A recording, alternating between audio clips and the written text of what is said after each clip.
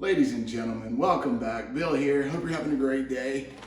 Finally got the OZ9 the way I want it. I think I am finished and I've got it reliable.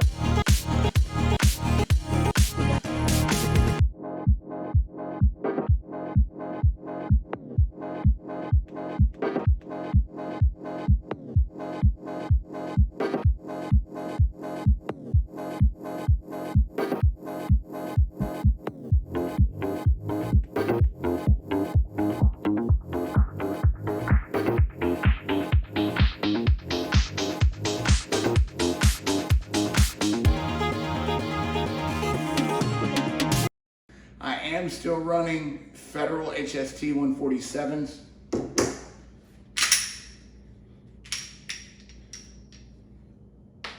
I finally got this gun just the way I like it, just the way I want it.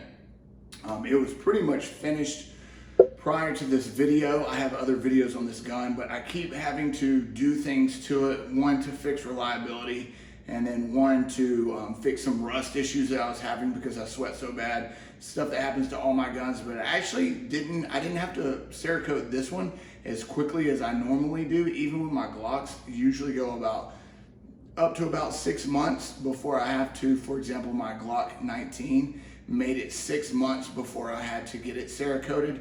This one I got Cerakoted from Fabricated Arms. What happens is I run it in a Tenacor Malice sole.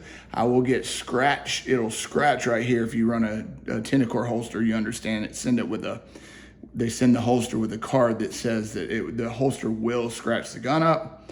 And it does, it scratches right here. So anytime I'm running my Glocks, which I do, or Glock clones, in the Tenacor Malice sole, I get wear marks here. And then after wearing them for so long, I sweat as bad as I do, they start to rust right around here. So this one, I got this Cerakote job done from Fabricated Arms. I had sent it in on a Monday, got it back not the next Monday, but by the next Friday. And that's why I use him. There's lots of good companies that do Cerakote work, but the speed at which he does it and how good the job is why I continue to use Chris with Fabricated Arms. Other than the Cerakote job, which is one of the most recent things I've had done, it is a factory gun with the exception of I replaced the guide rod to the DPM's recoil reduction system. And I was having some reliability issues. Once I got the gun broken in, I was getting 1 out of maybe 300 to 500 rounds. I'd have one failure to extract.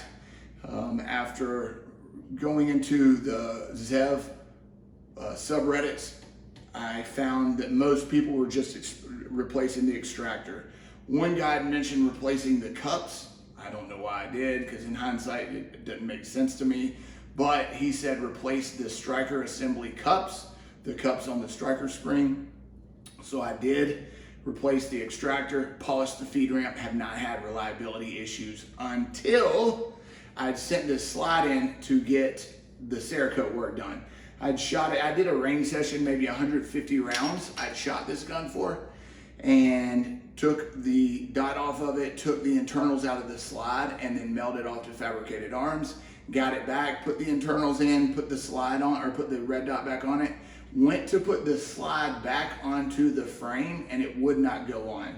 Took it over to my buddy Steve's house, he's got 2. We put this slide on one of his frames and it was fine. And then we put his slide on this frame and it would not go on. We could actually see where the trigger bar was hitting what we thought was the striker assembly. So we weren't really sure. I took the slide to my buddy Paul, who is a certified Glock armorer, and he kind of verified that we were right. It was something with the trigger bar. So I called Zeb, I contacted Zeb, and they told me to send him some pictures. I did, And he said, all right, well, this was at about 3,000 rounds. He said, all right, well, we'll send you, and they did. They sent me a return label to send the trigger bar and the connector back to him. So I mailed the trigger bar connector. This was right before 4th of July. 4th of July was a Thursday. I mailed it on, it might have even been the Friday before that week, but I mailed it on, I'm gonna say that week. I'm in Georgia, they're in Washington. Thursday was 4th of July. I got a response back that following Monday that they received it. And then by Tuesday, they had put the new one in the mail.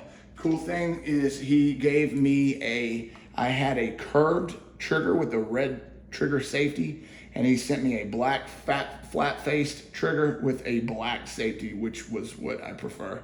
So that was awesome. I really did appreciate that from him. So again, the only thing different from the way I bought it was the guide rod. I switched out for a DPM. I did replace the extractor to Glock OEM, and then I have had to replace the trigger bar and connector. I don't think there was anything wrong with the connector. He just told me to send it in too.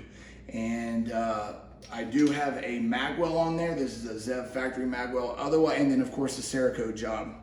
Otherwise, this is factory the way I bought it. Now, of course, I did put the Holosun 507 comp on and the X300. But guys, this gun is just fantastic. Really, really like the gun. I have been running this Handle It Grips. I believe this is the that's Talon. Handle It Grips Edge series. And it's just been amazing. I usually do like to use Handle It or Talon grips. There is a method that one of the viewers showed me for putting the grip tape on, and if that was you, thank you very much. It has been so effective for keeping the grip tape on through sweating, through shooting aggressively, lots of rounds, lots of sweating. In the summertime, for example, when I'm cutting grass, I will sweat so bad that the gun sitting against my body when I go to take a shower, I'll take my gun off, and the gun from the red dot all the way down to the magwell is soaking wet. The whole entire frame right here will be soaking wet. And the grip tape continues to stay on because of the shoelace and heating blanket method. I have a video on it if you're interested, but it really does a fantastic job of keeping the grip tape on there semi-permanently. It doesn't move. It's not going anywhere, even though I sweat real bad and I can grip real tight, put thousands of rounds through this grip tape, continues to hold on because of that method. So if that was you, thank you very much for showing me that.